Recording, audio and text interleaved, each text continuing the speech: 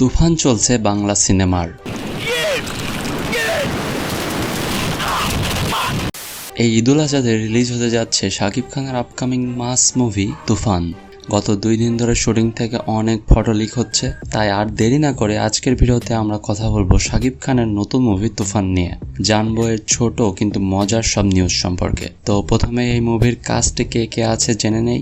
Main লিডে আছে শাকিব খান, তার সাথে ভারতের বাংলার মিমি চক্রবর্তী, এছাড়াও আছেন নাবিলা আর ফজলুর রহমান বাবু। আর মেজর রুমার আছে এই মুভিতে ভিলেনের রোলে চঞ্চল চৌধুরী আর যিশু সেনগুপ্তকে দেখা যেতে পারে।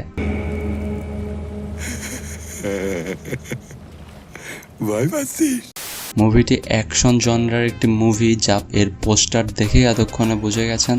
এবার আসি লিকড হওয়া ফটোগুলো নিয়ে। শুটিং সেট থেকে 2টি ফটো লিকড হয়েছে। একটিতে আমরা শাকিব খানকে বড় বড় চুল, সাদা শার্ট আর কালো প্যান্ট পরে দেখতে পাচ্ছি, যা দেখে কিছুটা আমার কাছে অ্যানিমাল মুভির রণবীর কাপুরের লুকসের সাথে মিল লাগছে। এটা সম্ভবত কোনো একটা বারে সিন হবে।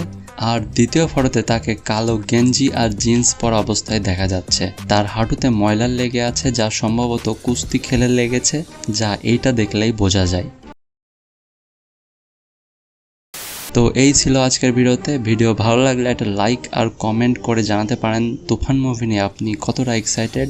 আর এরকম ভিডিও চ্যানেলে দেখতে চাইলে চ্যানেলটি অবশ্যই সাবস্ক্রাইব করতে ভুলবেন না। তো দেখা হচ্ছে আবার পরবর্তী কোনো ভিডিওতে। বিদায়।